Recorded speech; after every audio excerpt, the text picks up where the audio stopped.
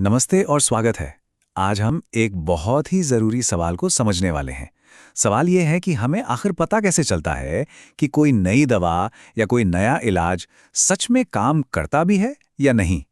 ये एक ऐसा सवाल है जो हम सबकी सेहत से जुड़ा हुआ है। तो चलिए शुरू करते हैं और इस पूरी प्रक्रिया को समझते हैं। ज़रा सोचिए, कोई नई वैक्सीन आती है या कोई नई गोली बाजार में आती है जो किसी बड़ी बीमारी को ठीक करने का वादा करती है। अब हम ऐसे ही आंख बंद करके उस पर भरोसा तो नहीं कर सकते, है ना? कोई तो तरीका होना चाहिए ये पता लगाने का कि भाई ये चीज़ सुरक्षित भी है और असरदार भी। और बस यहीं से हमारी आज की पूरी बातचीत शुरू होती है। तो इन सारे सवालों का जवाब एक ही टर्म में छिपा है: क्लिनिकल रिसर्च। जी हाँ, ये वो पूरी प्रक्रिया है जो किसी भी दावे या अंदाजे को ठोस सबूत में बदलती है। तो चलिए देखते हैं कि इसकी आधिकारिक परिभाषा आखिर कहती क्या है। तो ये रही इसकी एकदम सटीक परिभाषा। देखिए, क्लिनिकल रिसर्च जो है वो इंसानी प्रतिभागियों या उनके मेडिकल डेटा और सैंपल्स का एक सिस्टमैटिक यानी पूरी तरह से योजनाबद्ध और एथिकल मतलब नैतिक अध्ययन है। और इसका एक ही मकसद है, ऐसा ज्ञान बनाना जो सिर्फ स्टडी में शामिल लोगों के लिए नहीं बल्कि एक बहुत बड़ी आबादी के काम आ सके। हाँ, मैं मानता हूं कि ये परिभाषा सुनने में थोड़ी सी मुश्किल लग सकती है ना? तो कोई बात नहीं, चलिए इसे और आसान बनाने के लिए ना इसके जो मुख्य हिस्से हैं उन्हें एक एक करके और तेजी से समझते हैं। सबसे पहला शब्द है व्यवस्थित या सिस्टमैटिक। इसका सीधा सा मतलब है कि रिसर्च का एक पक्का प्लान होता है, एक प्रोटोकॉल। सब कुछ पहले से तय होता है, कुछ भी हवा में नहीं होता।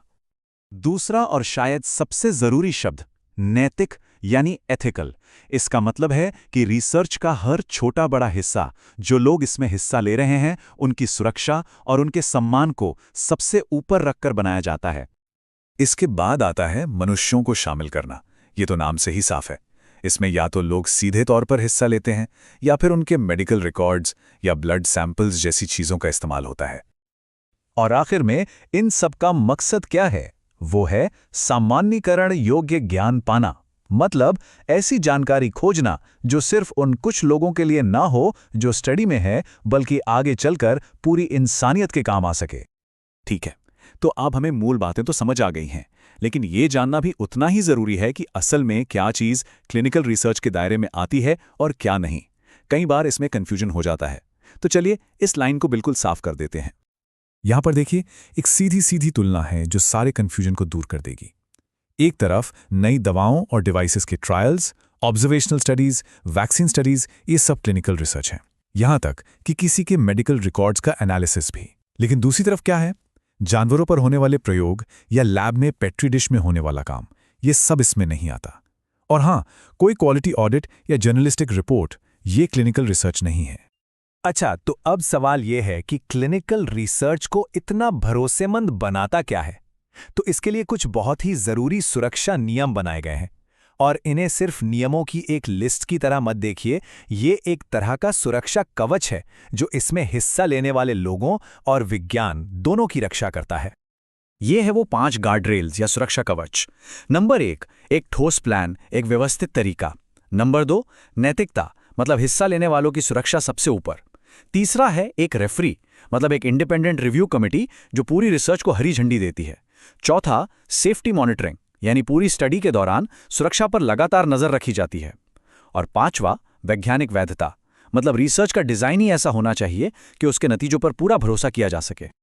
अच्छा, अब ये 3 शब्द देखिए: मेडिकल रिसर्च, क्लिनिकल रिसर्च और क्लिनिकल ट्रायल।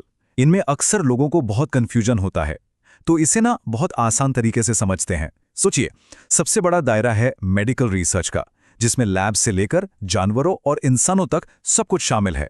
उसके अंदर आता है क्लिनिकल रिसर्च, जो सिर्फ और सिर्फ इंसानों पर या उनके डेटा पर होता है। और फिर उसके भी अंदर एक खास हिस्सा है जिसे कहते हैं क्लिनिकल ट्रायल।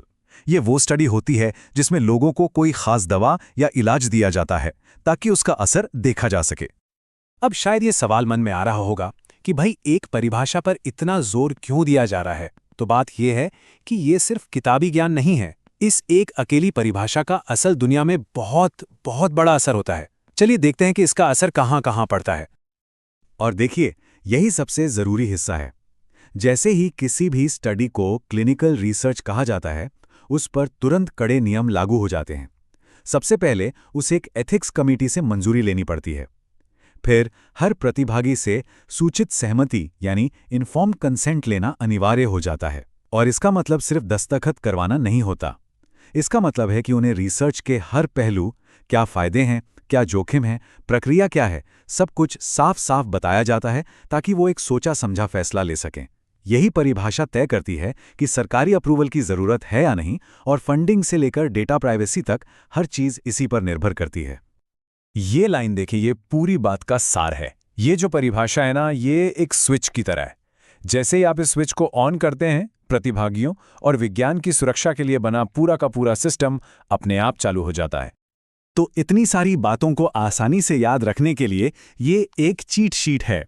SEIRSG मतलब सिस्टेमैटिक यानी व्यवस्थित, एथिकल यानी नैतिक, इन्वॉल्विंग ह्यूमंस यानी मनुष्यों को शामिल करने वाला, रिव्यूड मतलब जिसकी समीक्षा हुई हो, सेफ्टी मॉनिटर्ड यानी जिसकी सुरक्षा पर नजर रखी गई हो, और जनरलाइजेबल मतलब जिससे मिलने वाला ज्ञान सबके काम आए। बस यही वो पिलर्स हैं जिन पर पूरी भरोसेमंद क्लिनिकल रिसर्च टिकी होती है। तो अब अगली बार जब भी कोई मेडिकल हेडलाइन किसी चमत्कारी इलाज का दावा करती हुई देखे, तो ये सब जानकर शायद हम एक पल रुककर सोचेंगे। ये समझना कि एक असली रिसर्च को कितने कड़े नियमों और सुरक्षा कवच से गुजरना पड़ता है, निश्चित रूप से उन बड़े बड़े दावों को देखने का हमारा नजरिया ही बदल देता है। इसी सवाल के साथ आज का ये विश्लेषण यहीं समाप्त होता है।